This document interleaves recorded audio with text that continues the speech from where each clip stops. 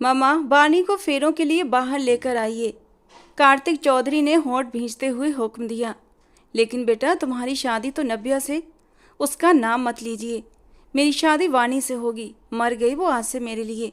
वो गुस्से के मारे इतनी जोर से दहाड़ा था कि वहां शादी में मौजूद लोग एक पल के लिए सहम उठे थे। नब्या नहीं जानती थी कि उसने जो चिंगारी लगाई है तो अब उसके धमाके भी होने थे, और इन धमाकों में सब कुछ तहस नहस होने वाला था। वो ज़बरदस्ती नब्या की छोटी बहन बानी से शादी करके और उसकी विदाई कराकर उसे अपने कमरे में ले आया और बिस्तर पर पटक दिया। एक पैर टिकाते हुए वो उसकी नीली कांच जैसी आंखों में देखने लगा। बहन को उसके यार के साथ भगाकर तुम्हें क्या लगा कि मैं तुम्हें माफ़ कर दूंगा? इसकी भरपाई तुम्हें आज की पूरी रात चुकानी पड़ेगी। मेरे गुस्से की आग में तुम्हें पूरी रात सुलगना पड़ेगा।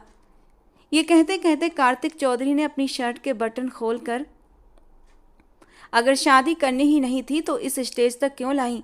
वो गुस्से से दहाड़ा था, जबकि सामने खड़ी लड़की बुरी तरह सहमी हुई दुल्हन के जोड़े में थी। वो इस वक्त उस दीवाने के साथ एक पहाड़ी पर खड़ी थी। सरसराती हवाएं दोनों को छूकर गुजर रही थीं, जिससे कि उनके जिस्म में सिहरन दौड़ रही थी। प्लीज़ रणबीर, मेरी बात समझो। ये मुमकिन नहीं है। घर में बारात आई है, मुझे जाना होगा। प्लीज़ जाने दो। मेरी वजह से मेरे पापा का सिर झुक जाएगा। वो जीते जी मर जाएंगे। नब्या उसके सामने हाथ जोड़कर गिड़गिड़ाई। वो बेबसी और बेचैनी में अपने बालों में जोर से हाथ फेरता हुआ उसे तकलीफ में देखने लगा। नहीं नब्या, मोहब्बत के रास्तों पर चलकर इतनी दूर आने के बाद बिना मंजिल पाए लौट जाने वालों में रणबीर चौधरी नहीं आता। उसकी सख्त आवाज़ पर नब्या के चेहरे का रंग उड़ गया। उसे रणबीर के इरादे सही नहीं लग रहे थे। उसने पथराई नज़रों से अपने इर्द गिर्द देखा। वो इस वक्त उसे लेकर एक ऊंची पहाड़ी पर खड़ा था।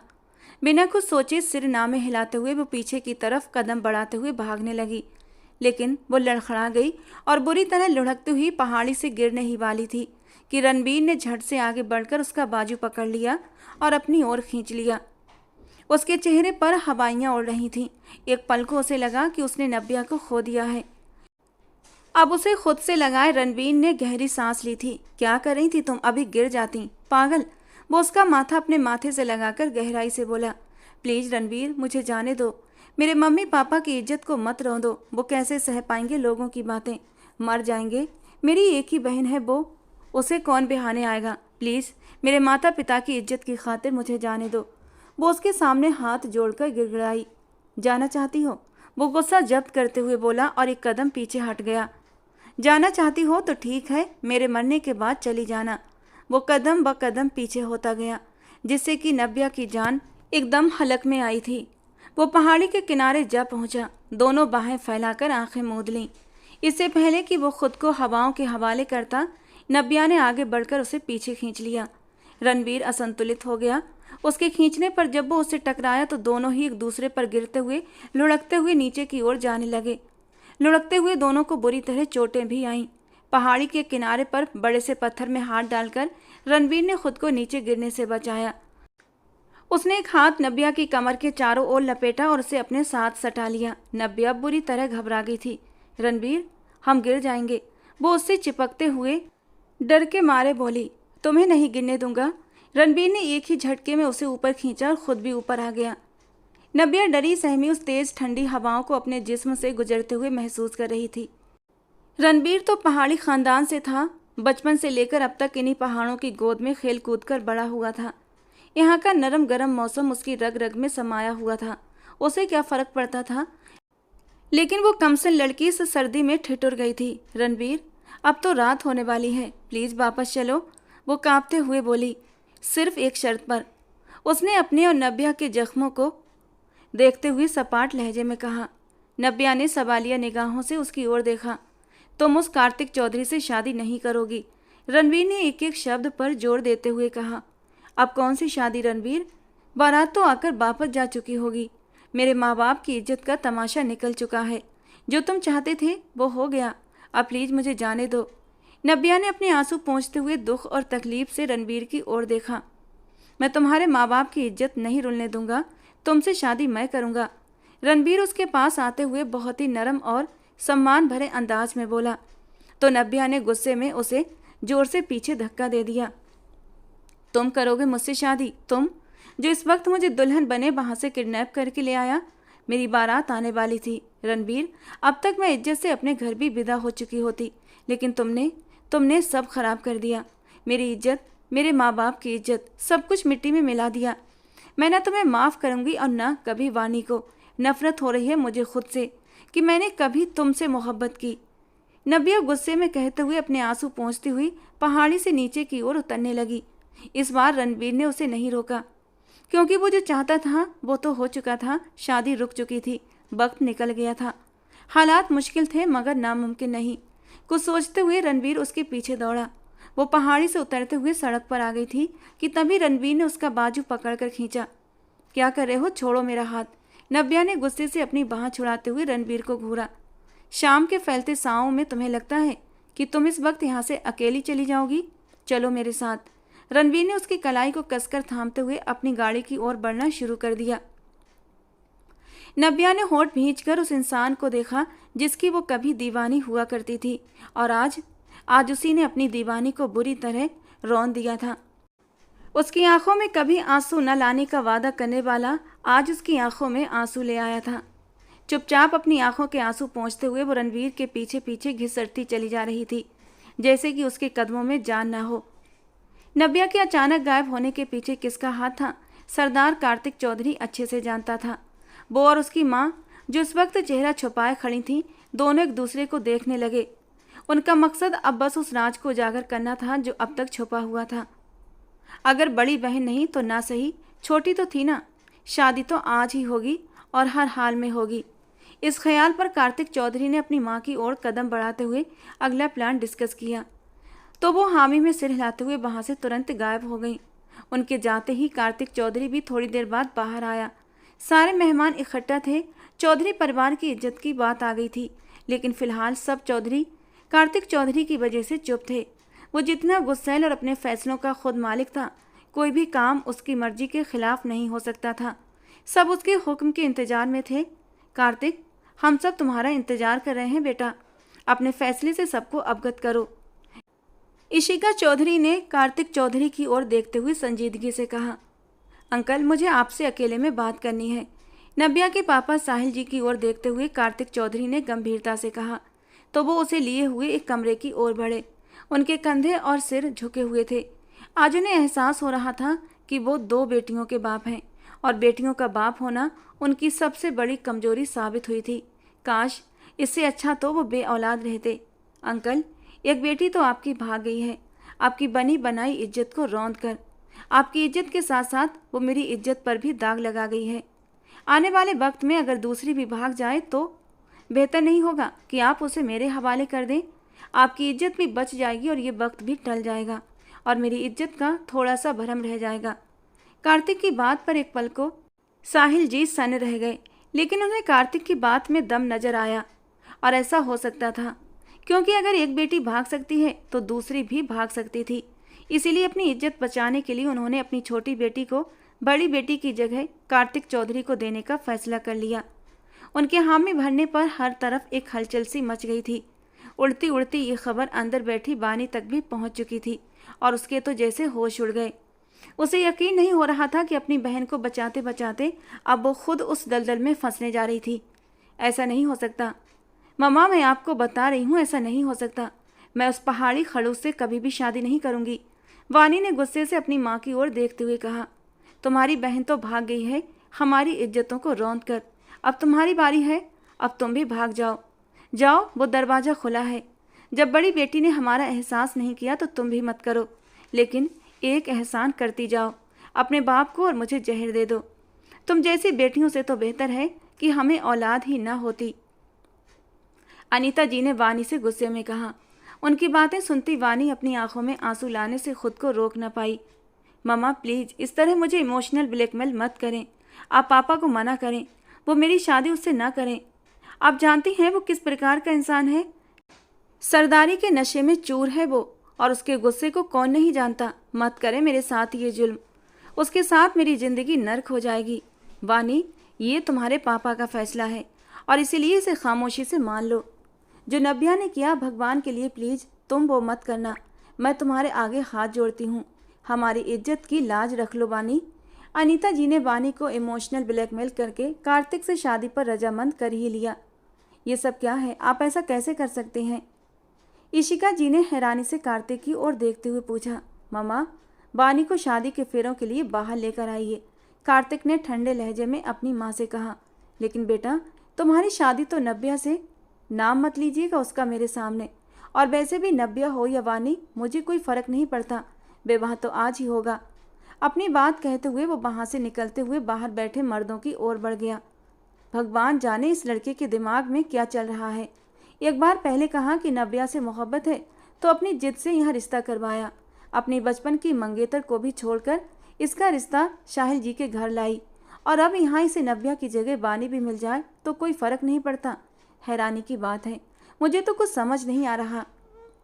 वो सर झटकती हुई अंदर बैठी औरतों की ओर बढ़ी, जहाँ इस वक्त शादी की तैयारियां हो रही थी।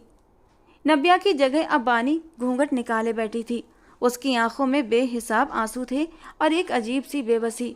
थोड़ी ही देर में पंडित जी ने वर और वधू को बुलाने के लिए कहा। कार्तिक चौधरी दुल्हन बनी बानी के बराबर में आकर बैठ चुका था।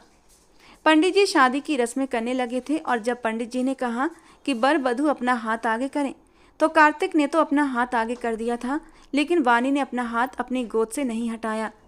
बानी का जी चाहा इस शादी से इनकार कर दे। इस बहशी सरदार के चंगुल में एक बार फंस गई तो फिर कैसे निकलेगी।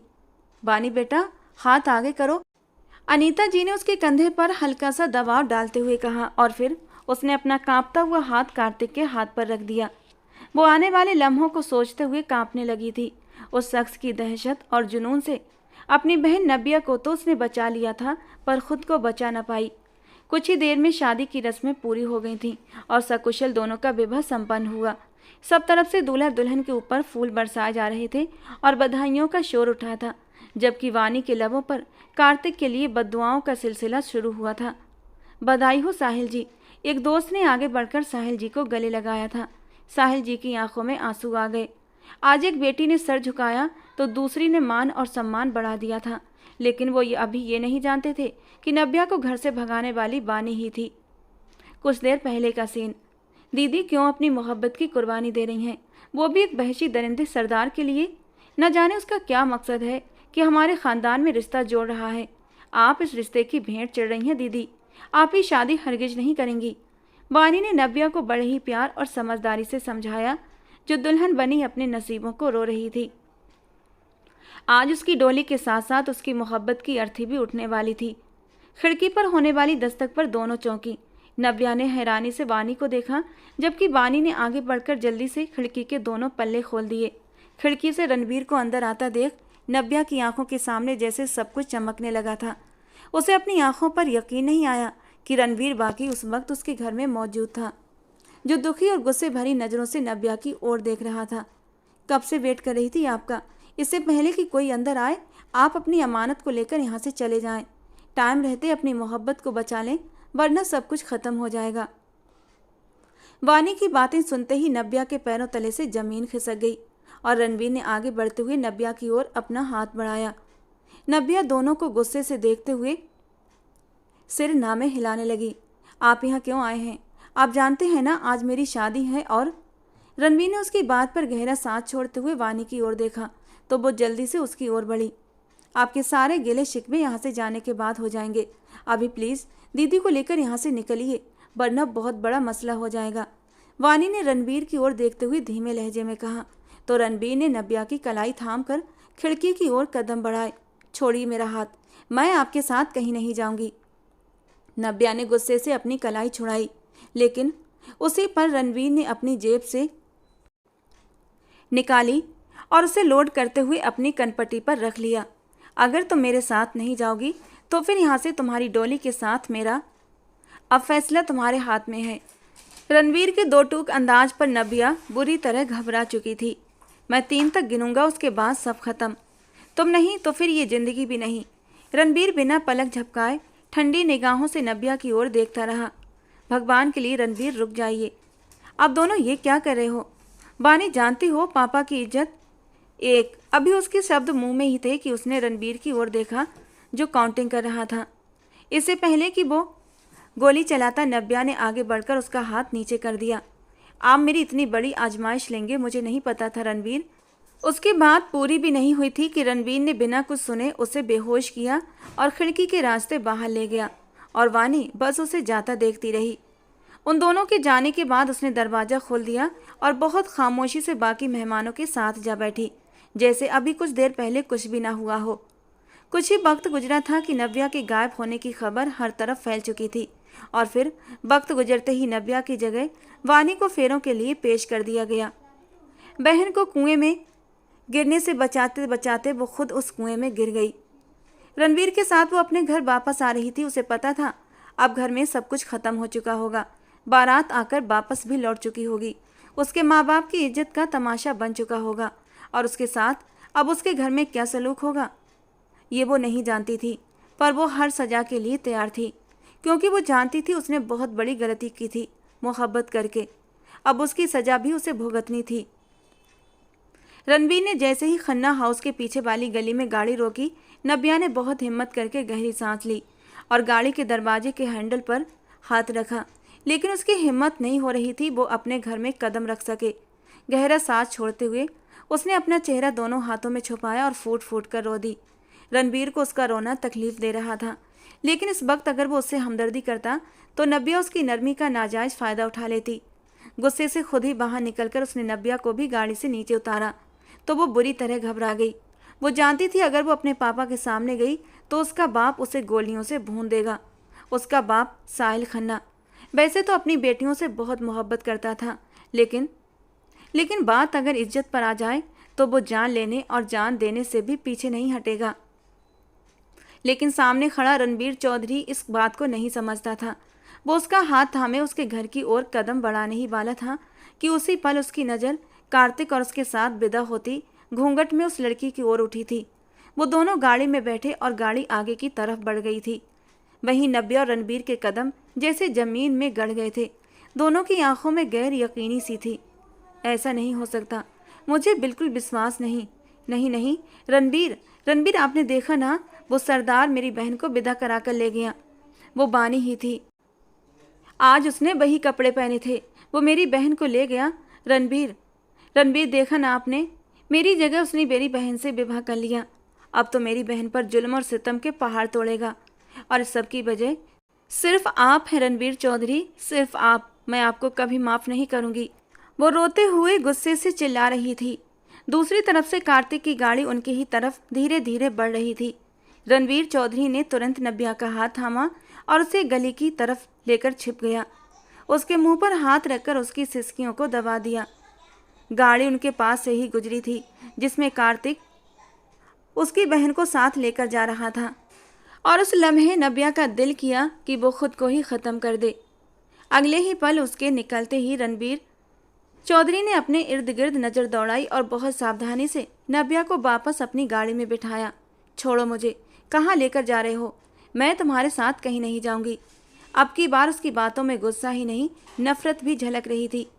रणवीर ने उसकी बात को अनसुना करते हुए गाड़ी रिवर्स ली और उसके घर के अपोजिट रोड पर डाल दी, जबकि वो सिर्फ रोते हुए अपनी बहन के लिए दुखी हो रही थी। उसे वानी का दर्द खाया जा रहा था। वो जानती थी कि चौधरी लोग जब बात इज्जत की हो तो फिर किसी का लिहाज नहीं करते। बात उनकी इज्जत पर आ गई थी तो अब उसका बदला वानी से ही लिया जाएगा। वानी के बारे में सोचते हुए उसका पूरा जिस्म कांपने लगा था और उसका कांपना रणवीर चौधरी से छिपा न रह सका। उसने एक तीखी नज़र उसकी ओर डाली, लेकिन होंठ खामोश ही रहे। आज पहली बार एहसास हो रहा है कि मेरा बेटा नहीं है। भगवान बेटियां दे, ऐसी दे जो इज्जतों की सुरक्षा करे, ना कि इज्जतों को पैरों तले रौंद कर चली जाए। साहिल खन्ना सिर झुकाए बीबी के साथ बैठे अपने दिल का गम हल्का कर रहे थे। उन्होंने जिस दिल से वानी की विदाई की थी सिर्फ वही जानते थे। कार्तिक का रिश्ता नब्या के लिए आया था और वो नहीं चाहते थे कि वहाँ नब्या की शादी हो। लेकिन जब उन्हें ये कहा गया कि ये रिश्ता नब्या और कार्तिक दोनों की मर्जी से हो रहा है तो वो चुप हो गए और सरदार कार्तिक के खिलाफ ना जा सके और अपनी नब्या को उसके हवाले करने का सोच लिया। लेकिन अब नब्या के गायब होने के बाद जब सरदार कार्तिक ने वानी का हाथ मांगा तो उस पर वो बुरी तरह हकबका गए थे। उनका जी चाहा उसी वक्त इनकार कर दें, पर वो ना कर सके, क्योंकि उस वक्त उन्हें अपनी दोनों बेटियों की रक्षा करनी थी। एक तो उन्हें छोड़कर चली गई थी, दूसरी को वो खतरे में नहीं डालना चाहते थे। और सिर्फ चौधरी कार्तिक ही था जो उसकी रक्षा कर सकता था। मजबूरी में उन्हें वानी का विवाह कार्तिक से करना पड़ा, जबकि इसके पीछे वजह क्या थी कोई नहीं जानता था। चौधरी हवेली जहां रोशनी की बहार आई हुई थी, हर तरफ चिरागा किया गया था। चौधरी कार्तिक की दुल्हन आ रही थी हवेली में। पूरे गांव की चौधरायन, पूरे गांव की सरदारनी। इतने बड़े घूंघट में बानी के लिए चलना भी मुश्किल हो गया था। उसे कुछ भी दिखाई नहीं दे रहा था, जबकि उसे आगे से थामे हुए 2-3 नौकरानियां चल रही थीं। उसका जी चाहा सब कुछ उलट पुलट करके रख दे, लेकिन सब्र के घूंट पीकर रह गई। पहले वो खुद मुसीबत में पड़ गई थी, लेकिन उसे एक तसल्ली तो थी कि वो उसकी बहन को इस दलदल से धंसने से बचा गई थी। उसने अपनी बहन को बचा लिया है, उसकी मोहब्बत को बचा लिया है, और ये कितना सही था ये तो वक्त ही साबित करता। काफ़ी रस्में हुई जिनमें अच्छा खासा वक्त लग गया था। बानी की तो कमर ही अकड़ कर रह गई थी।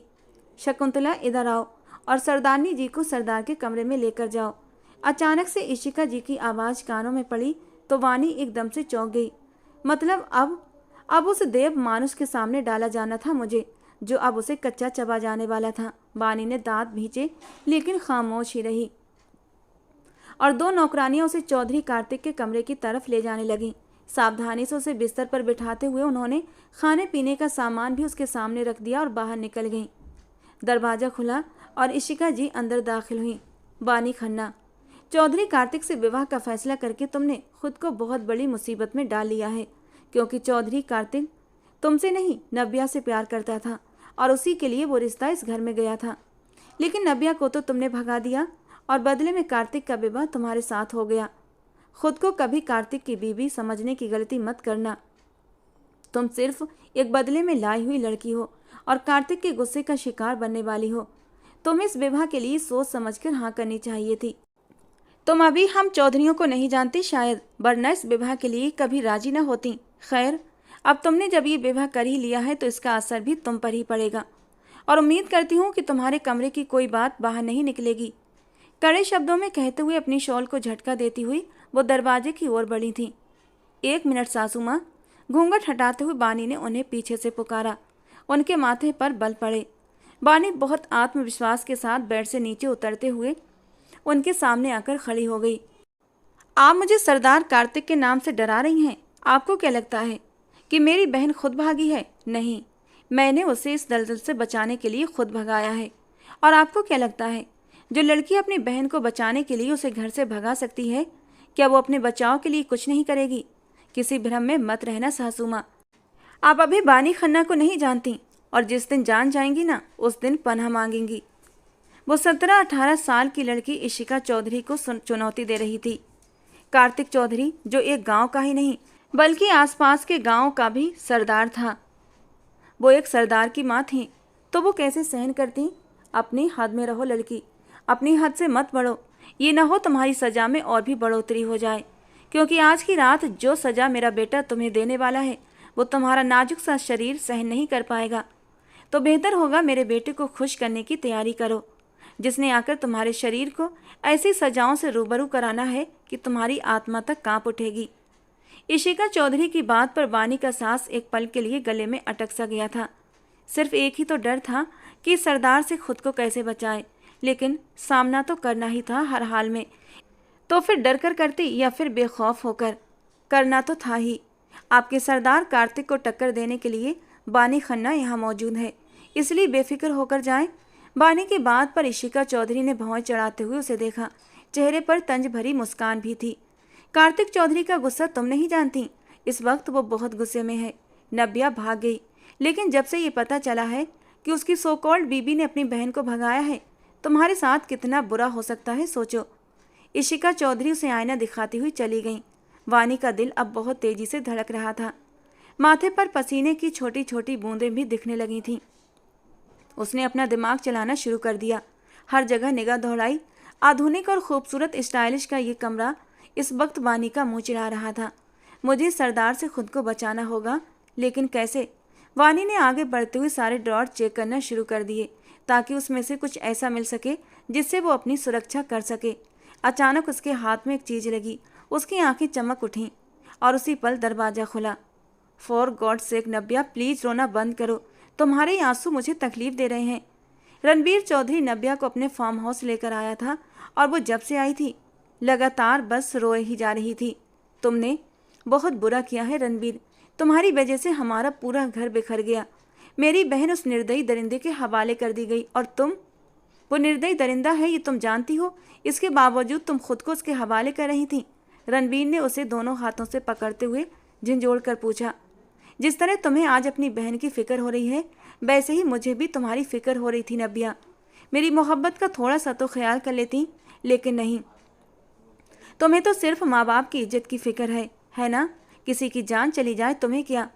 गुस्से से झटका देते हुए उसने उसे छोड़ दिया कि वो सोफे पर जाकर गिर पड़ी। आज एक बात का एहसास हो रहा है रणबीर कि बेटियां सब कुछ करें लेकिन प्यार किसी से ना करें। उसके दुखी लहजे पर रणबीर ने तड़प कर उसकी ओर देखा। वो नब्या के दुख पर दुखी था, लेकिन लाख कोशिश के बावजूद भी वो उसका दुख कम नहीं कर पा रहा था। तुम अब यहीं रुकोगी? ऊपर साइड पर एक कमरा है, वहां जाकर चेंज करना है तो कर लो। सुबह होते ही तुम्हारी और मेरी शादी होगी और इस बार मैं किसी भी तरह की कोई बात नहीं सुनूंगा। रणबीर की बात पर नब्या का जी चाहा उसका मुंह नोच ले। इतना सब कुछ हो जाने के बाद भी वो अभी भी उसकी सुई शादी पर ही अटकी हुई थी।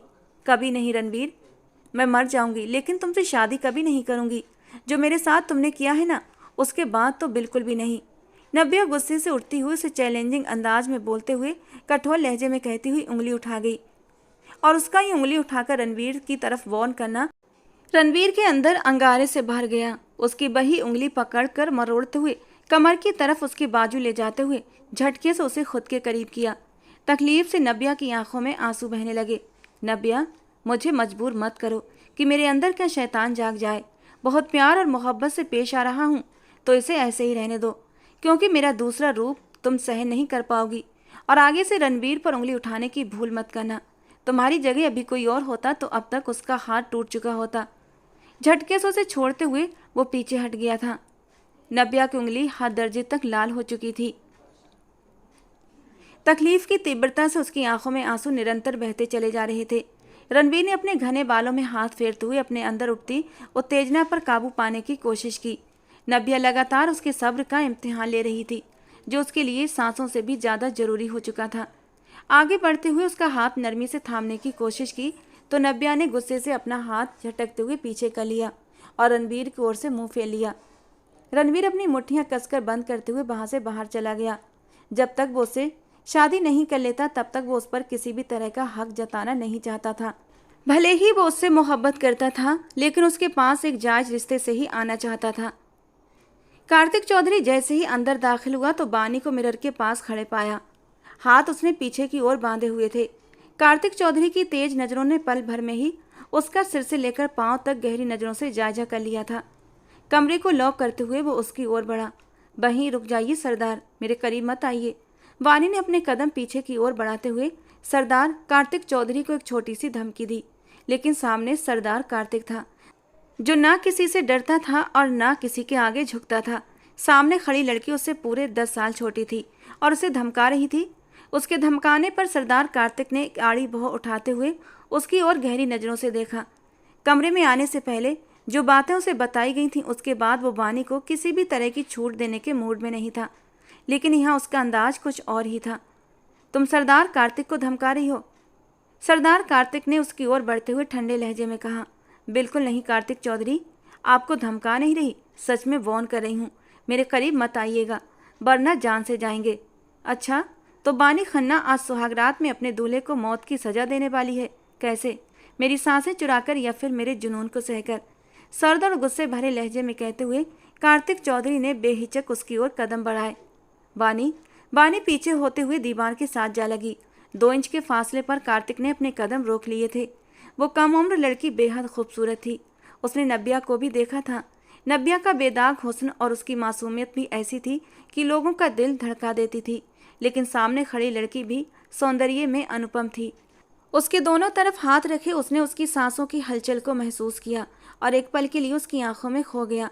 इसी दौरान बानी ने हाथ में पकड़े तेज धार चाकू से उस पर वार किया, लेकिन वार खाली गया, क्योंकि कार्तिक चौधरी पहले से ही तैयार था। वो उसके हाथ पर मारने ही वाली थी, लेकिन सरदार ने उसकी कलाई को मजबूती से पकड़ लिया। उसके हाथ में पकड़ा तेज धार चाकू नीचे गिर चुका था। वानी की नीली आंखों में अब डर की लहर लहराई।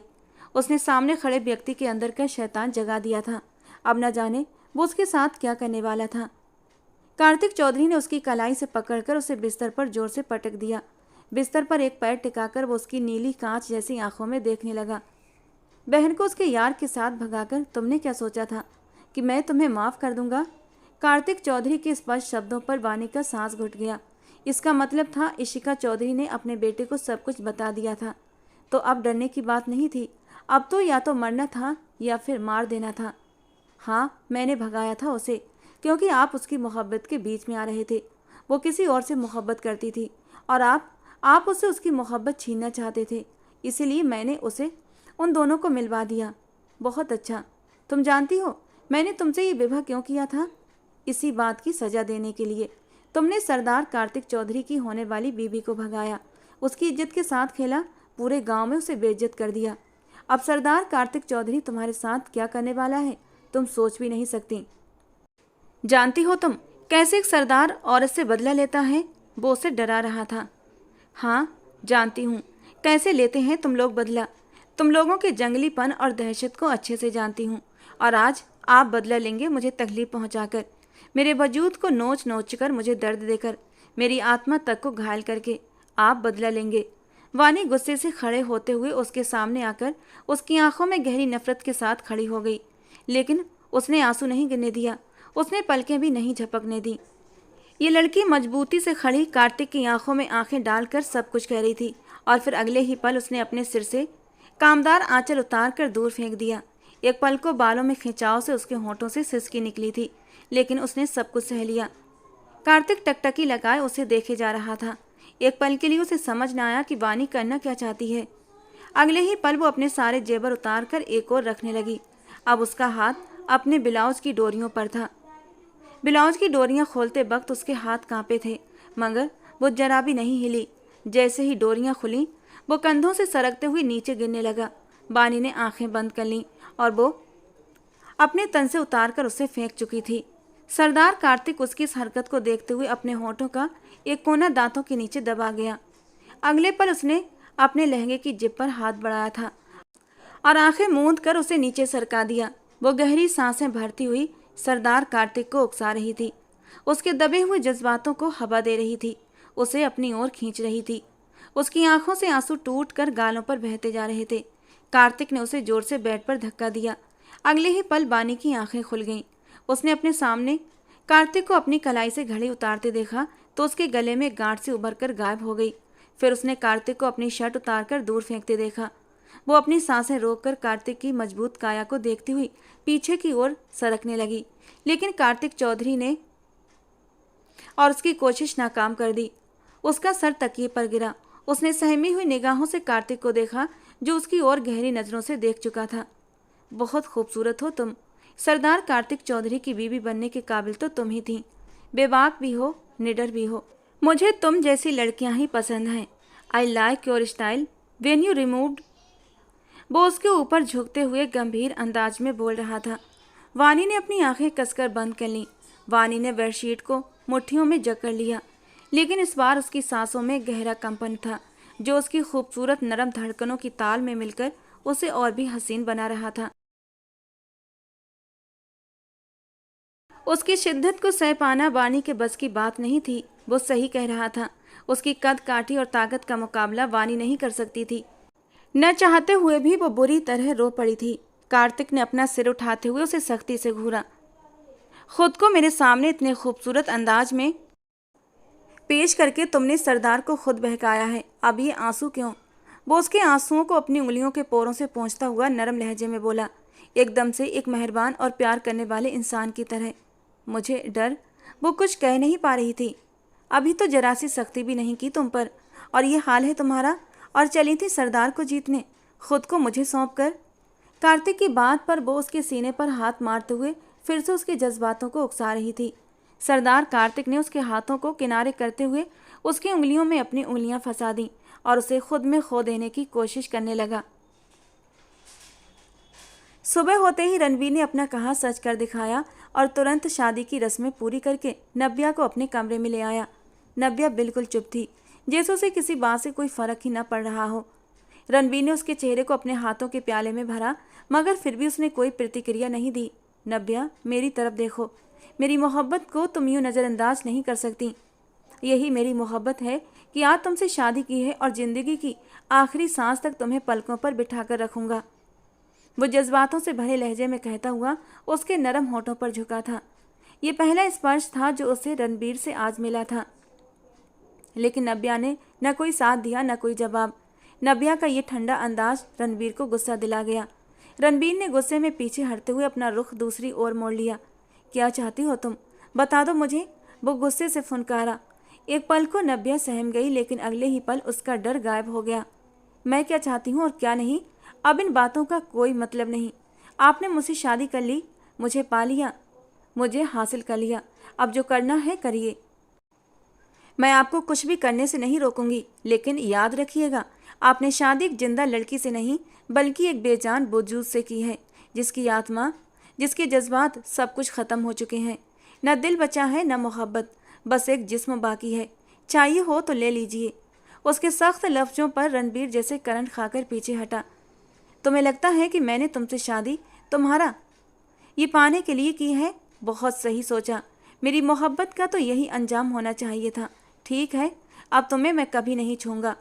चलो मेरे साथ, वो उसे सर्द लहजे में कहते हुए आगे बढ़ा। कहाँ ले जाना चाहते हैं आप? वो तड़क कर बोली। वहीं जहाँ तुम जाना चाहती थी। तुम्हें दुख है ना कि तुम सरदार कार्तिक की पत्नी बनकर उसकी हवेली में नहीं गई, सरदारनी नहीं बन सकी। अब तुम्हें वहीं ले जाता हूँ ताकि तुम्हारी अधूरी ख्वाहिश भी पूरी कर सकूँ। वो हर शब्द को चबा चबा कर बोलता फिर से आगे बढ़ा। पागल हो गए हैं? क्या बोल रहे हैं? वो लोग मार डालेंगे आपको भी और मुझे भी।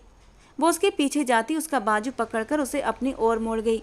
रणबीर ने बहुत आराम से अपना बाजू उसके हाथ से छुड़ा लिया। अच्छा है, एक साथ जी तो नहीं सकते, लेकिन मर ही जाएंगे। तुम्हें मौत से डर लग रहा है क्या? तुम अपनी बहन को उस दरिंदे से बचाना नहीं चाहती?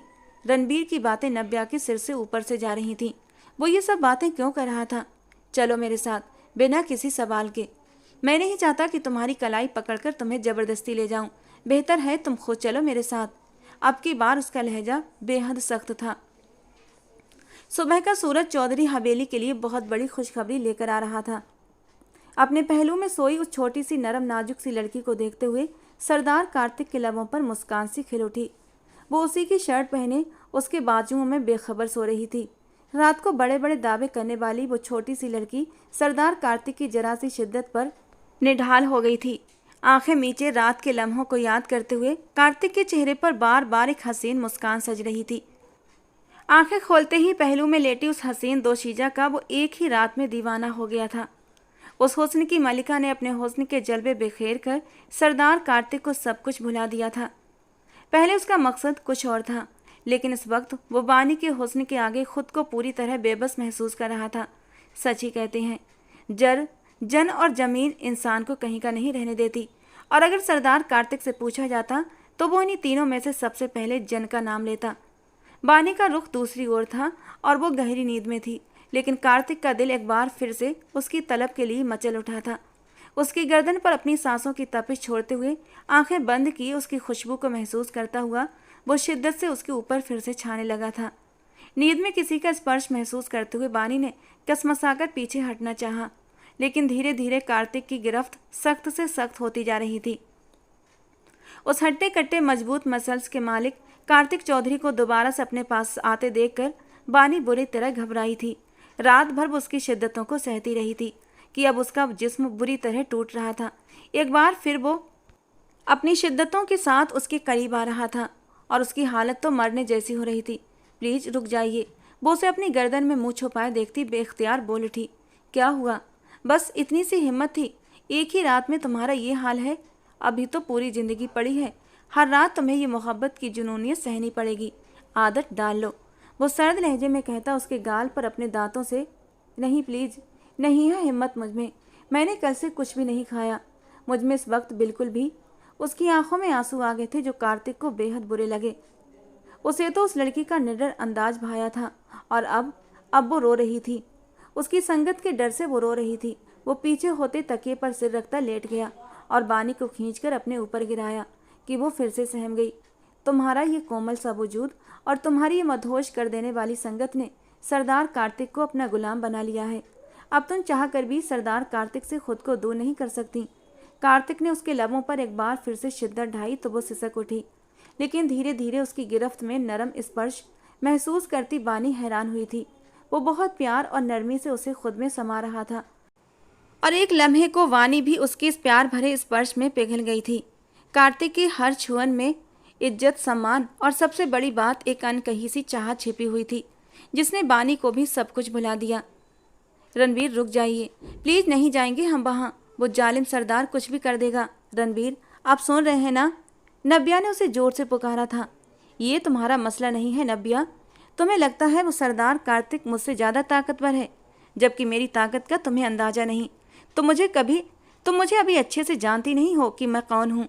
वो गरजते हुए नब्या की आंखों में देखता हुआ बोला। नब्या खामोशी से उलझी नजरों से उसे देखने लगी। अब की बार रणबीर उसका हाथ सख्ती से थामे अपने साथ लिए फार्म हाउस से बाहर निकला था। नब्या को उसकी काली गहरी आंखों से सख्त डर महसूस हुआ। उसने घबराकर रणबीर की ओर देखा, जो बिल्कुल सपाट अंदाज में ड्राइविंग कर रहा था। अब उसका रुख चौधरी हवेली की ओर था, जहां पहुंचने पर बहुत से राजों से पर्दा उठना था। सरदार कार्तिक चौधरी नुकसुक सा तैयार होता नीचे उतर रहा था। इशिका चौधरी ने गहरी निगाह से अपने बेटे को देखा। आज तो उसके अंदाज ही बदले बदले से थे। आओ कार्तिक बेटा, नाश्ता करो, वो बहुत ही मोहब्बत से बोली थी, और वो बहुत खामोशी से उनके साथ एक चेयर खिसकाते हुए बैठ गया। दुल्हन नहीं आई? उनके अगले सवाल पर कार्तिक ने नज़र उठाकर देखा कि उसी पल सीढ़ियाँ उतरती बानी नीचे आती दिखाई दी। उसके जिस्म पर महंगा जोड़ा, सरदार कार्तिक की मर्दाना शॉल और उसका खिलता हुआ रूप देखकर इशिका चौधरी एक पल को दंग रह गई। उसके ये अंदाज रात तक तो न थे। हैरत से वो उसे अपने पास आते देख रही थी। गुड मॉर्निंग सासू माँ, कैसी हैं? बानी का चहकता अंदाज इशिका चौधरी को बुरी तरह चौंका गया। एक कटीली निगाह बेटे पर डाली, जो बहुत मज़े से नाश्ता करने में बिजी था। रात को जो बातें उनके और कार्तिक के बीच हुई थी, उसके बाद तो उस लड़की को सर उठाकर किया, नज़र उठाकर भी बात नहीं करनी चाहिए थी। कहाँ वो इशिका चौधरी की आंखों में घुस रही थी। और वक्त होता तो वो उसे अच्छी खासी खरी खरी सुना देती, लेकिन कार्तिक के सामने वो फिलहाल खुद को कंट्रोल कर गई, जबकि उनका अंदर ही अंदर मचलना बानी ने खूब एंजॉय किया था। अरे सरदार जी, आपने तो चाय ही नहीं ली। 1 मिनट, मैं सर्व करती हूँ। बानी ने बहुत अदा से मुस्कुराकर कार्तिक के आगे चाय का कप रखा। कार्तिक ने सर उठाकर बहुत गहरी नज़रों से उस पटाखा को देखा, जो कमरे में तो उसकी शिद्दतों के आगे रो पड़ती थी, लेकिन अब कितने एतबार और प्यार से उसके सामने चाय रखे मुस्कुराती नज़रों से उसकी ओर झुकी थी। चीनी कितनी लेंगे? सरदारनी जी, इतनी ही सेवा करो जितनी बाद में मुझसे सहन कर सको, वरना जब मेरी सेवा की बारी आएगी तो तुम्हारी आंखों के आंसू नहीं थमेंगे। उसके धीमे लहजे में कही दो मानी बात पर वानी के चेहरे का रंग एकदम बदल गया था। गुलाबी गाल शर्म के मारे और भी दहक उठे थे, पर अगले ही पल फिर से उसी मुस्कान ने उसे घेर लिया था। और ये मंजर देखते ही इशिका चौधरी गुस्से से टेबल से उठकर चली गईं, जिसका उन दोनों ने बिल्कुल भी नोटिस नहीं लिया, क्योंकि उन दोनों को तो एक दूसरे से ही फुर्सत नहीं थी। मुझे डराने की ज़रूरत नहीं सरदार जी, मेरी हिम्मत को आप अंडर एस्टिमेट मत कीजिएगा, वो भी चैलेंजिंग अंदाज में बोली। उसी पल कार्तिक अपनी जगह से उठा कि उसके होंठ अचानक बानी के लबों से टकराए थे और उसकी रूह तक कांप गई। वो एक आंख बिंग करता चेयर छोड़ता आगे बढ़ा कि तभी नौकर ने बाहर दरवाजे पर दस्तक दी। उन्हें अंदर आने की इजाज़त नहीं थी। सरदार जी, बाहर रणबीर चौधरी जी आए हैं। नौकर की आवाज़ बानी के कानों से भी टकराई थी। उसने दहल कर पलटकर पीछे देखा। कार्तिक के माथे पर बल पड़े। बानी भागते हुए उसकी तरफ बढ़ी।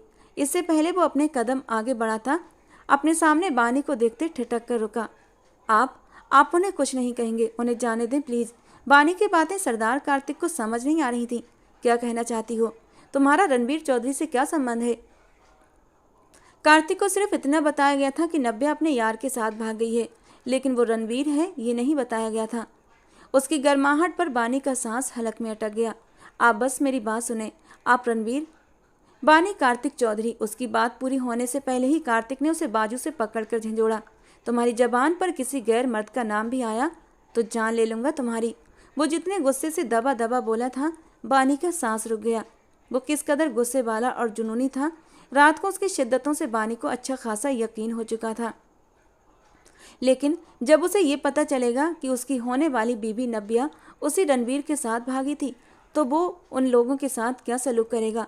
वो बाहर की तरफ बढ़ा ही था कि रणबीर चौधरी दरवाजे पर दस्तक देता एक औरत के साथ अंदर हॉल में दाखिल हुआ और बानी के तो रोंगटे ही खड़े हो गए।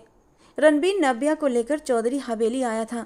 इतनी बड़ी गलती वो कैसे कर सकता था। बानी को तो अपने पैरों पर खड़ा रहना मुश्किल हो गया। लड़खड़ाकर पास खड़े सरदार कार्तिक के बाजू थामकर सहारा लिया। सरदार कार्तिक ने रुख पलटकर वानी को देखा, जिसके चेहरे पर हवाइयाँ उड़ रही थीं, पर सरदार कार्तिक उतने ही सुकून भरे अंदाज में खड़ा था, जैसे सामने खड़े दो लोगों से उसे कोई फर्क नहीं पड़ता। क्यों आए हो? सरदार कार्तिक का लहजा बेहद सर्द था, जबकि नव्या उतनी ही घबराई हुई थी। बात करना चाहता हूँ। रणबीर सरदार कार्तिक के करीब हुआ। इतनी देर में इशिका चौधरी नीचे आती दिखी। ये यहाँ क्या कर रहा है? उनका रौब और दबदबा देखकर वो दोनों पीछे मुड़कर उन्हें देखने लगे। आप किसकी इजाज़त से दो भाइयों के बीच में बोल रही हैं? कार्तिक चौधरी ने सर्द लहजे में उनसे पूछा तो उसी लम्हे नव्या और बानी ने हैरत से उन्हें देखा। भाई? नव्या ने रणबीर की तरफ देखा। इसको तुम भाई कहते हो, जो तुम्हारा सबसे बड़ा दुश्मन है, दूसरी औरत का बेटा है। अभी के अभी निकालो इसे यहाँ से, वो दबे दबे गुस्से से चिल्लाई, जबकि कार्तिक ने होंठ भींचते हुए उन्हें देखा। वो भाई सौतेला है, लेकिन आप तो मेरी सगी माँ थी ना, फिर आपने मेरा इस्तेमाल क्यों किया? कार्तिक ने सख्त लहजे में उनकी तरफ मुड़ते हुए कहा। क्या एक बार भी नहीं सोचा कि जब हकीकत खुलेगी तो क्या होगा? कार्तिक के लहजे में दर्द और तकलीफ साफ लिखी थी। रणबीर चौधरी ने भी दुखी निगाहों से सामने खड़ी उस औरत को देखा, जिसने इन सबको अच्छी तरह घुमाकर रख दिया था। कार्तिक, ये क्या कह रहे हो तुम? मैंने कुछ गलत नहीं किया बेटा। एक तुम ही तो हो मेरी लाइफ का मकसद, मेरे जीने की वजह। तुम मुझ पर कैसे शक कर सकते हो? वो उसे इमोशनली बोलती फिर से तकलीफ से दो चार कर गई। यही तो दुख है मुझे लगा आप मेरी सगी माँ है, मेरी जिंदगी, मेरी सब कुछ, और मैं आपके लिए सबसे महत्वपूर्ण हूँ। लेकिन आंखें खुल चुकी हैं मेरी ममा, आप सिर्फ एक धोखा हैं। अपने बदले की खातिर आपने न सिर्फ रणबीर का इस्तेमाल किया, बल्कि मुझे भी उसी चक्कर में उलझा दिया। आपने एक ऐसा गेम खेला जिसमें सबकी जिंदगियां उलझ कर रह गई हैं। कहानी में आगे अतीत की हकीकत। इशिका की शादी मयंक चौधरी से तय पाई थी, लेकिन मयंक चौधरी को इशिका की चाचा की बेटी अमायरा पसंद थी, और फिर बहुत तगड़ी कोशिशों के बाद इशिका की जगह अमारा ने ले ली। शादी हुई, लेकिन औलाद की खुशी से भगवान ने अमारा को दूर रखा। दूसरी तरफ इशिका की जहां शादी हुई वहां वो ज़्यादा वक्त न बसी और तलाक लेकर वापस आ गई। उसका ध्यान फिर से मयंक चौधरी पर जा ठहरा। मयंक चौधरी को भी अमारा में अब दिलचस्पी कम होने लगी थी, और इसकी सबसे बड़ी वजह शायद ये थी कि बच्चा न होने के गम में अमारा दुखी और हमेशा बीमार सी रहने लगी थी। धीरे धीरे उसने अपने ऊपर ध्यान देना छोड़ दिया था, जिससे कि उसके चेहरे की रौनक खत्म हो चुकी थी। हमेशा का हुस्न परस्त मयंक चौधरी को इशिका ने अपने हुस्न के जल्बों में ऐसा उलझाया कि वो उसे शादी करके चौधरी हवेली ले आए। अमारा पर तो ये सब कुछ पहाड़ बनकर टूटा, लेकिन वो सब्र कर गई। इशिका ने आते ही पूरी चौधरी हवेली में अपनी हुकूमत डाल दी।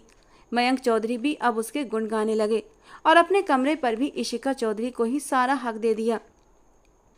और फिर जब पता चला कि वो माँ बनने वाली है, तो अमारा का वहाँ अस्तित्व ही बेकार हो गया। इशिका चौधरी ने बेटे को जन्म दिया, जिसका नाम कार्तिक चौधरी रखा गया। कार्तिक चौधरी मयंक चौधरी का पहला बेटा और उनका वारिस। 1 साल गुजर गया कि मयंक चौधरी का एक्सीडेंट हो गया। वो जख्मों की ताव न लाते हुए इस दुनिया से चले गए। इशिका और अमारा पर यह खबर पहाड़ बनकर टूटी, और तब अमारा को पता चला कि वो भी उम्मीद से हैं। इशिका चौधरी को जब इस बारे में पता चला तो उन्होंने अमारा को मरवाने की कोशिश की, लेकिन हर बार नाकाम रही। भगवान ने अमारा को भी एक बेटा दिया, जिसका नाम उन्होंने रणबीर चौधरी रखा। वक्त थोड़ा और आगे को सरका। कार्तिक 6 साल का हुआ तो रणबीर 5 साल का हो चुका था। दोनों भाइयों के बीच बेइंतहा मोहब्बत थी, लेकिन इशिका ने उन्हें अलग कर दिया। कार्तिक को पढ़ने के लिए बोर्डिंग भेज दिया, और खुद अमारा और उसके बच्चे की जिंदगी को अजीरन कर दिया। लेकिन अमारा ने हिम्मत नहीं हारी, पर जैसे ही अमारा को ये पता चला इशिका उसके बच्चे को जान से मार देना चाहती है, तो मजबूरन अपने बच्चे की जान की खातिर उसे हवेली छोड़नी पड़ी। रणबीर अब 8 साल का हो चुका था। वो अपने बेटे को लेकर हवेली छोड़ गई और अचानक ही रातों रात गायब हो गई। 20 साल गुजर जाने के बाद वो मंजरे आम पर आई थी, लेकिन इशिका नहीं जानती थी कि इतना वक्त वो कहाँ रही। दोनों ने अपने अपने बेटों को मजबूत और ताकतवर बनाया। इशिका चौधरी ने कार्तिक का ब्रेन वॉश करते हुए उसे रणवीर चौधरी के खिलाफ इस्तेमाल किया, लेकिन रणवीर की परवरिश करने वाली अमारा थी। माँ बाप के और पति के इस दुनिया से चले जाने के बाद उनका ठिकाना उनकी कजन का घर था। उनकी कजन ने उनकी भरपूर मदद की, उन्हें छत दी और उन्हें छुपा कर रखा। जब अमारा को पता चला इशिका दिल की नफरतों को अब बच्चों पर उंडेलने लगी है, तो उन्होंने कार्तिक चौधरी से मिलने का फैसला किया और फिर उससे मिलकर उसे सारी हकीकत बता दी। कार्तिक चौधरी तो ये सब सुनकर यकीन ही नहीं कर पाया था, लेकिन उसने फिर अपनी माँ की आजमाइश की और वो बाकी झूठी निकली। और तब एक बहुत बड़े राज से भी पर्दा उठा। इशिका चौधरी ने बदले की भेंट नब्या और बानी की माँ अनीता खन्ना को भी बनाया। वही अनीता खन्ना अमारा की बहुत अच्छी दोस्त हुआ करती थी और वो अमारा और उनके बेटे रणवीर चौधरी की हर मुमकिन मदद भी किया करती थी, लेकिन अपने पति साहिल खन्ना से छुपकर। और उन्होंने अमारा को सबक सिखाने के लिए अनीता खन्ना को निशाना बना लिया। अनीता जी की 2 बेटियां थीं। अनीता खन्ना के पति साहिल खन्ना को डराने के लिए उन पर फायरिंग भी करवाई गई ताकि वो डर जाएं और अमारा का बदला अनीता और उसके परिवार से लेने के लिए कार्तिक के दिल में बहुत सारी बातें भी डाल दी। और वो माँ के कहने पर नब्या का रिश्ता भी ले गया, लेकिन नब्या का रिश्ता अमारा अनीता से अपने रणवीर के लिए मांग चुकी थी। लेकिन अनीता खन्ना ने इशिका चौधरी की धमकियों में आकर नब्या का रिश्ता ख़त्म करके कार्तिक चौधरी को दे दिया। इसके लिए अमारा ने ही अनीता को कहा, रणवीर का नब्या को लेकर भागना बानी को लगा उसकी प्लानिंग है, लेकिन ये सारी प्लानिंग अमारा ने की थी, रणवीर और कार्तिक चौधरी के साथ मिलकर। कार्तिक चौधरी ने खुद अपनी ही शादी से अपनी दुल्हन नब्या को भगाया था ताकि इशिका चौधरी को सबक सिखा सके। इशिका चौधरी को लगा सारी साजिश उसने रची है और वो इन सबको अपने जाल में उलझा रही थी, जबकि कार्तिक ने अमारा के साथ मिलकर नब्या की जगह बानी को मांग लिया। कार्तिक चौधरी तो बहुत पहले से जानता था रणवीर और नब्या एक दूसरे से मोहब्बत करते हैं। वो उनके बीच से चुपचाप हट गया और बानी को ब्याह कर ले आया। अब इशिका चौधरी को लगा एक तीर से 2 शिकार होंगे। एक तरफ नब्या भाग गई, उसका बदला कार्तिक चौधरी वानी से लेगा, और दूसरी तरफ नब्या जब पकड़ी जाएगी तो उसे भी सजा मिलेगी। यूँ सारे दुश्मनों को चारों खाने चित कर देंगी। पर वो ये नहीं जानती थी कि अपने बिछाए जाल में वो खुद ही बुरी तरह फंस जाएंगी। कैसी नफरत है आपकी मामा, जो ख़त्म होने का नाम नहीं ले रही। कौन सा बदला लेना है आपने अमारा मासी से? उनकी जगह आपने ले ली, उन्हें इस हवेली से निकाल दिया। इस सब के बाद भी आपको शांति ना आई तो आपने उन्हें मारने की प्लानिंग की। जब वहाँ भी कामयाब ना हो पाई तो उनकी सहेली और उसके परिवार को निशाना बनाया। सभी को मार दें आप, शायद तब आपके गुनहगार दिल को शांति आ जाए। कार्तिक चौधरी की बात पर इशिका चौधरी ने नम आंखों से बेटे को देखा। घृणा और बदले की आग में वो वाकई इतनी अंधी हो गई थी कि बेटे को भी भूल गई थी। कार्तिक, मेरे बेटे, नहीं हूँ मैं आपका बेटा। कार्तिक ने उनका हाथ झटका। मेरी माँ इतनी बेरहम और जालिम नहीं हो सकती।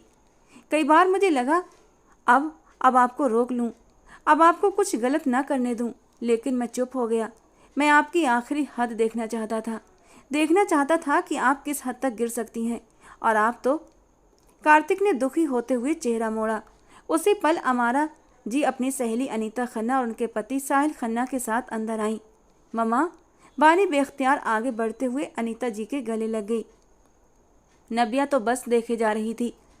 उसे डर लग रहा था कि वो माँ के गले लगी तो माँ उसे धुतकार न दे, लेकिन अनीता जी ने नब्या के लिए भी अपनी बाहें फैलाईं तो वो रोते हुए माँ के गले लग गई। रो नहीं नब्या, रणवीर ने तुमसे शादी हमारी मौजूदगी में की है। अचानक से अमारा की बात पर नब्या ने हैरानी और सवालिया अंदाज से अपनी माँ की ओर देखा, जिन्होंने हाँ में सिर हिलाते हुए अमारा की बात की पुष्टि की। हम बाहर मौजूद थे, रणवीर के पास। साहिल खन्ना ने भी नब्या के सिर पर प्यार से हाथ फेरते हुए कहा। इशिका चौधरी सबको एक साथ देखती सिसक पड़ी। वे सब दुश्मन थे और आज उनका बेटा भी दुश्मनों की लिस्ट में खड़ा था, पर वो ये नहीं जानती थी कोई उनका दुश्मन नहीं था। अपनी दुश्मन वो खुद थी। अमारा आगे बढ़ते हुए उनके मुकाबले आई। और कितना गिरेंगी आप? मेरे पति को मुझसे दूर कर दिया, उन पर अपना कब्जा जमा कर इस हवेली में आ गई। इस हवेली पर भी कब्जा कर लिया और हमें निकाल दिया। मेरी सहेली और उसकी बेटियों का भी इस्तेमाल किया, और अभी आपका दिल नहीं भरा तो आपने मुझे और रणवीर को मारने के लिए किलर को हायर कर लिया। मुझे तो बस अफसोस होता है आपकी सोच पर, तरस आता है आप पर। अमारा ने सिर नामे हिलाते हुए अफसोस से कहा, मामा अभी भी वक्त है, प्लीज़ संभल जाइए और मत करें इतनी नफरत कि एक वक्त ऐसा आए आपके पास आपका बेटा भी ना रहे। कार्तिक, ऐसा मत कहो, माँ मर जाएगी तुम्हारे बिना। वो उसके दोनों हाथ थाम गई। मुझसे नहीं, आपको अमारा मासी से माफ़ी मांगना चाहिए। आपकी नफरत और जलन के सबसे ज़्यादा भेंट वही चढ़ी हैं। उसकी बात पर इशिका चौधरी ने अमारा को हाथ जोड़कर माफ़ी मांगी तो उन्होंने दिल बड़ा करते हुए उन्हें माफ़ कर दिया। चलो रणबीर बेटा, बहू को लेकर बाहर आओ, हमें अब जाना है, अमारा ने संजीदगी से कहा। अमारा, तुम कहीं नहीं जाओगी। ये हवेली जितनी मेरी है उतनी ही तुम्हारी भी है, तुम्हारा भी पूरा हक है। अब भगवान के लिए दिल पर लगी धुंध हटा दो, दिल बड़ा करके माफ़ किया है तो एक मौका भी दे दो अपनी गलती सुधारने का। इशिका चौधरी के कहने पर कार्तिक ने भी इस बार उनकी साइड लेते हुए उन्हें रोकने की कोशिश की थी, तो वो बेटे को देखती उनकी बात मान गई। चौधरी हवेली में एक बार फिर से खुशियों का समा छा गया था। बानी की मुँह दिखाई के फंक्शन पर नब्या की मुँह दिखाई का फंक्शन भी रखा गया था। नब्या ने घबराते हुए रणबीर की ओर देखा, जो मुस्कुराते हुए माँ को देख रहा था। एक बहुत खूबसूरत मुस्कान थी उसके चेहरे पर, कहीं भी नाराजगी का कोई बीज न था। क्या देख रही हो दीदी, छोड़ो इन दोनों को। ये भाई इतने बड़े घुन्ने निकले कि जरा भी भनक नहीं पड़ने दी। अब आज की रात इनको सजा देनी है। बानी की बात पर नब्या ने सवालिया अंदाज से उसे देखा तो उसने नब्या के कान में कुछ सरगोशी की, जो रणबीर ने देख लिया। कार्तिक, तुम्हारी बीवी मेरी बीवी को उल्टी सीधी पट्टियां पड़ा रही है, उसकी आवाज़ जाकर बंद करो। मैंने तो अभी सुहागरात भी नहीं मनाई है और आपकी बीवी रंग में भंग डाल रही है। रणबीर, जबान को लगाम दो, भूलो मत वो भाभी है तुम्हारी। कार्तिक ने उसे घूरते हुए कहा। जी जानता हूँ, लेकिन छोटे पैकेट में बड़ा धमाका है आपकी बीवी। मेरी मासूम बीबी को बदमाश बना देगी। रणबीर ने अफसोस से सिर हिलाया तो कार्तिक मुस्कुरा दिया, क्योंकि बानी के धमाके तो वो रात को सुन भी चुका था और देख भी चुका था। क्या पट्टियां पड़ा रही थी तुम्हारी बहन तुम्हें? रणबीर ने माथे पर बल डालते हुए पूछा। उसने क्या पट्टियां पड़ानी है, मैं भी सब समझती हूँ। माथे पर बल डालते हुए उसने इतरा कर कहा। अच्छा, तो सुहागरात का भी पता होगा? रणबीर ने उसे अपनी बाहों में भरते हुए पूछा तो शर्म और हया से उसकी पलकों ने उसके खूबसूरत गालों पर साया किया था। सिर्फ शर्माने से काम नहीं चलेगा, बताना भी पड़ेगा। नब्या धीरे से अपने होंठ रणबीर के कानों के करीब ले गई और हल्के से सरगोशी करते हुए बोली, बताने की ज़रूरत नहीं है, रात को खुद ही देख लेना कि मैं क्या क्या जानती हूँ। कहते हुए उसने अपने दांतों से रणबीर के कान को काट लिया। उसके शरारती अंदाज पर रणबीर हैरान रह गया था। वो तो उसे बहुत ही मासूम समझता था, लेकिन ये भी कम नहीं थी। कार्तिक कमरे में प्रवेश करता है तो वो कमर पर हाथ रखे लड़ने के लिए तैयार खड़ी थी। वो दरवाज़ा लॉक करता उसकी ओर बढ़ते हुए कह गया। आज किस अंदाज में कपड़े, अर्थपूर्ण तरीके से कहते हुए वो अपनी शर्ट के बटन एक ही झटके में चाक कर गया और उसका ये आक्रामक अंदाज देखते हुए नब्या के तो रोंगटे खड़े हो गए थे। वो जो लड़ने वाली थी उसे अब वो भागते हुए बाथरूम की ओर दौड़ी। कार्तिक ने एक ही झटके में उसकी कमर के चारों ओर हाथ बांधे और अपनी ओर खींचा। चलिए आज मैं सिखाता हूँ, कहते हुए कार्तिक चौधरी ने उसकी फ्रॉक की जिप को धीरे धीरे नीचे की ओर खिसकाया। वो थोड़ा बहुत विरोध करती हुई धीरे धीरे बड़े ही प्यार से उसकी बाहों में समा गई थी। तो दोस्तों, आज की हमारी ये कहानी कैसी लगी कमेंट बॉक्स में ज़रूर बताना। पसंद आई हो तो प्लीज़ लाइक करना। रोज़ एक नई और रोमांटिक कहानी सुनने के लिए हमारे चैनल को सब्सक्राइब जरूर करना। दोस्तों, जाने से पहले कहानी को एक लाइक और एक प्यारा सा कमेंट जरूर कर दिया करें। इससे मुझे बहुत ज़्यादा मोटिवेशन मिलता है और मैं आपके लिए और भी ज़्यादा अच्छी अच्छी स्टोरीज़ लेकर आती हूँ। तो चलिए दोस्तों, मिलते हैं अगली किसी नई रोमांटिक स्टोरी में।